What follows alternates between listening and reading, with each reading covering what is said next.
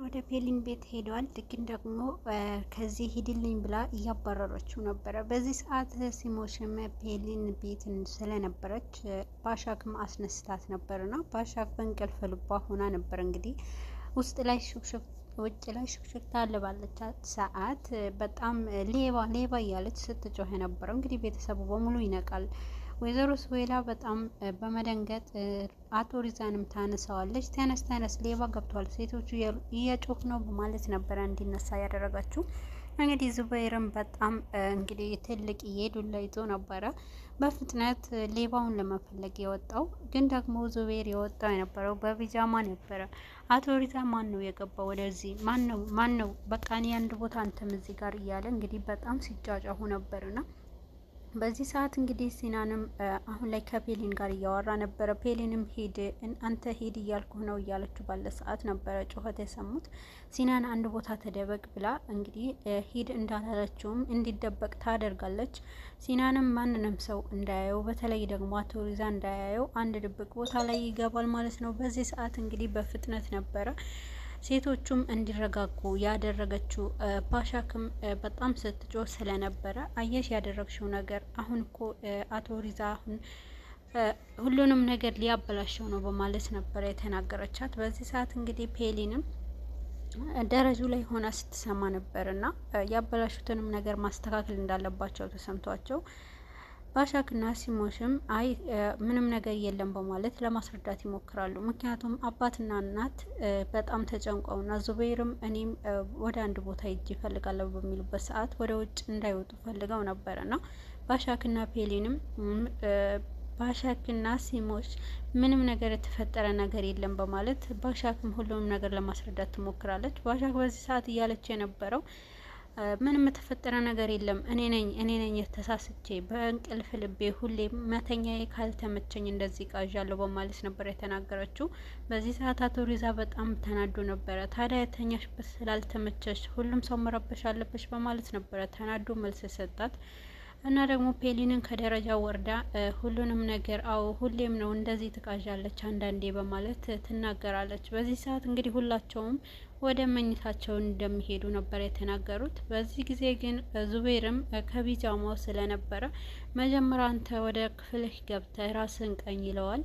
ነገር ግን ይህንን ነገር ባለው ሰዓት አልገባውም ስለነበረ ዙቤርም እኔ ደግሞ ምን ሆንኩኝ በማለት ነበረ እና ደግሞ የለበስከው ካምፕ መሰለክ እንዴ? ሄድና ልብስህን ቢጃማን ቀይር እያለው ነበርና ሙቀት ስለነበረ ነው በጣም ይቅርታ በማለት በማፈር ነበረ ሴቶቹም ይቅርታ የጠየቀው።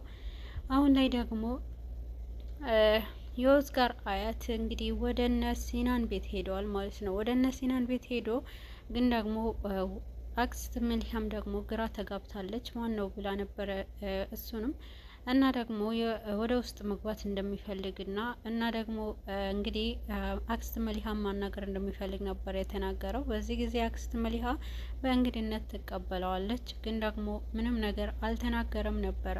ኦስካር ደግሞ ወደ ምግብ ቤቱም ሄዳለች። እንግዲህ ወደ ምግብ ቤቱም ሄዳ ሁሉንም ነገር ሲናን ባላት መሰረት ለአያቷ ምንም እንዳልተናገረችው ከቡለንት ጋር ተግባብተዋል ማለት ነው። ቡለንትም እዝጋር ምንም ነገር እንዳላለች እንዳላስተካከለችው ቶሎንን ገብቶት ነበርና እንግዲህ ሲናንም እዛውንም እንዲያድር ፈርዳበታለች። በጭራሽ አልቀበልህም፣ ሂድ እና መጀመሪያ ከምትዋሸኝ ለምንድን ነው እንዲህ ከምትዋሸኝ ብላ በጣም ተናዳ ነበር የተናገረችው። እና ደግሞ ይቅርታ አድርጊልኝ የዋሸውሽም ነገር ሁሉንም እኔም ትክክል አይደለሁም፣ ግን ቢሆንም ይቅርታ አድርጊልኝ ቀድሜ መናገር ነበረብኝ እያላት ነበርና አንተ ግን እውነቱን በዚህ ናክል ቀላል ቢሆንም ያኔ ብትነግረኝ ነበረ እና ደግሞ ዋሽተኛል እና ሄድልኝ በማለት በሩ ትዘጋበታለች። በዚህ ሰዓት እንግዲህ እሱንም እኔ አልሄድም አንቺ ከደረቅሽ እኔም እደርቃለሁ በማለት ነበረ በራፍ ስር ድረስ እየጠበቃት የነበረው። እንግዲህ መስኮቷ እየከፈተች ቤሊንም ሲናን ስትመለከተው ነበረና ሲናን ግን በዚህን ሰዓት አልሄደም ነበረ። በመሀልም እንግዲህ ሁሉንም ነገር ተቋቁሞ ነበረ እዛውም ሌሊት ድረስ ያደረው። በዚህ ጊዜ ግን ፔሊን ከእንቅልፏ ስትነሳ እንግዲህ አላርማ ይጮኋል። አላርማ ሲያነሳ ስትነሳም ስታየው እዛው ታች ነበርና ወደ ውጭ በመውጣትና እስካሁን ድረስ ለምንድን ነው ያልሄድከው? እና ደግሞ ሂድ ብዬክ ነበር እኮ ያለችው ነበርና ፔሊን ይቅርታ አድርጊልኝ እባክሽን፣ እኔ ሁሌም ቢሆን አንቺን መጉዳት አልፈልግም እና ኡስጋር ደግሞ ከመምጣቴ በፊት ሁሉንም አስረድቻታለሁ እና ሄዳ ለአያቷ ትናገራለች። ስለዚህ እኔና አንቺ አብረን እንሆናለን እያላት ነበርና አንተም እኔ ሁሉም ነገር አስቤያለሁና አንተ መጀመሪያ ላይ በልጅነት ያደረኩብህ ነገር አንተ ቂም ይዘህብኛል። ምንም ባደርግልክ ምንም ብሆንልክ መቼም ቢሆን ይቅር አትለኝም አይደል? ሲናን እየተበቀልከኝ ነው አይደል? እያለችው ነበርና አይኖቿ እንባ አቅርረው ነበር የተናገረችው። ፔሊንም በዚህን ሰዓት አይደለም በጭራሽ አንቺ እንደምታስቢው አይደለም፣ ይሄንን ስህተቴ አምናለሁ፣ ግን እባክሽ ተረጅኝ እያላት ነበረ። ሄድልኝ በማለት አበባውንም ይዞት እንዲሄድ ትነግረዋለች እና ወደ ውስጥ ትገባለች።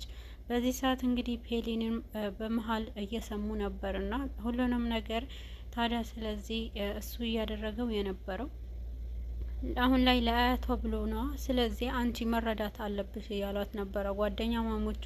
አበባውም እዛውም አስቀምጦት ወደ ቤት ይመለሳል። ግን ደግሞ እንግዲህ ጓደኛ ማሞቹ ሁሉንም ነገር አስረድተዋታል። በተለይ ባሻክ ደግሞ እንደምትረዳውና እና ደግሞ አንቺን አልጠላሽም ለሷ ብሎ ነው ያደረገው ብላ ነበረ የተናገረችው። በዚህ ሰዓት እንግዲህ ባሻክም ሲሞሽ ደግሞ ያን ያህል ሲናን ባትደግፍም ግን ቢሆንም አሳዝኖኛል። ማታ የሁሉ ብርድ ልብስ ለብሼ እንኳን እኔ ብርዱን አልቻልኩትም፣ እንዴት አደረ ላንቺ ብሎ እኮ ነው በማለት ነበረ እና ባሻክም በዚህ መሀል በጣም እንዳሳዘናት ስትናገር ነበረ። ፔሊንም በእርግጥ አሳዝኖኛል፣ ግን ደግሞ ይቅርታ ማድረግና ይሄ ይለያያል፣ ማሳዘኑን በጣም ይለያያል በማለት ነበረ ለሴቶቹ የመለሰችው።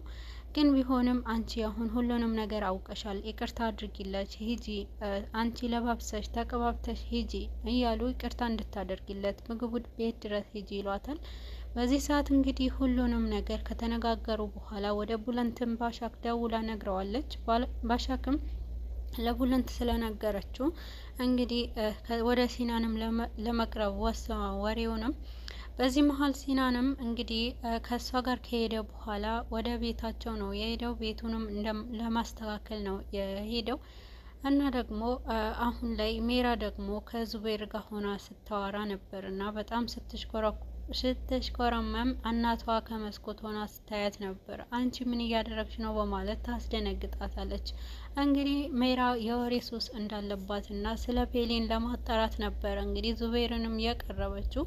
ሁሉንም ወሬዎችን ለመለቃቀም ትሞክራለች ማለት ነው። ፔሊን በዚህን ሰዓት እንግዲህ ከሴቶቹም ጋር ለባብሳ አቅዳ ወደ ሲናን ለመሄድ ነው የተነሳችው እና ደግሞ አሁን ላይ ቡለንትም እውነቱን ደርሶበታል። ኡስጋር ላይ አያቷ እንዳላናገረችው አያቷ ደግሞ እንግዲህ ወደ አክስት መሊሃ ቤት ሄዶ ሁሉንም ነገር ነግሯታል። ለካ ለዛ ነው ዝም አለችኝ፣ አፍራ ነው ለምን አልተናገረችኝም፣ እኔ እኮ ወዳታለሁ በማለት አክስት መሊሃም እንግዲህ ለአቶ ቱርጋትም ትናገረዋለች። በዚህ ሰዓት አቶ ቱርጋት በጣም ደስተኛ ይሆናል። እንግዲህ በጋብቻቸው ድብቅ ቢያደርጉትም በጣም ደስተኛ ነኝ፣ ልጄ ደግሞ መናገር አትፈልግም እያለ ነበረ እንግዲህ ወይዘሪት ለአክስት መሊሃ የተናገረው። በዚህ ሰዓት እንግዲህ አቶ ቱርጋት ነው አክስት መሊሃ በጣም ተስማምተውና ተግባብተው ነበረ። ፔሊንን ከሴቶቹ ከተለየች በኋላ ወደ ምግብ ቤቱ ነው ያመራችው። ወደ ምግብ ቤቱ ለመሄድ እንግዲህ መኪና ውስጥ እያለች ማታ ላይ ሆና ከሲናን ከተጣላች በኋላ ትኬት እንዲዘጋጅላት ለጠዋት ብላ አዛ ነበርና ያንን ትኬት ደግሞ እንግዲህ ካሁን በኋላ ይህንን ትኬት እንዳትቆርጪው፣ ለዛሬ ሁሉንም ነገር እነግርሻለሁ፣ ለትንሽ ጊዜ ጠብቂኝ እና እንዳቆርጪው ብላታለች። ግን ደግሞ ወደ ቤቱን በምትቀርብበት ሰዓት እንግዲህ ፔሊን ከባድ የሆነ ነገር ነው ያጋጠማት። እንግዲህ ኡስጋርም ከቡለንት ጋር ካወራች በኋላ በዛም በኩል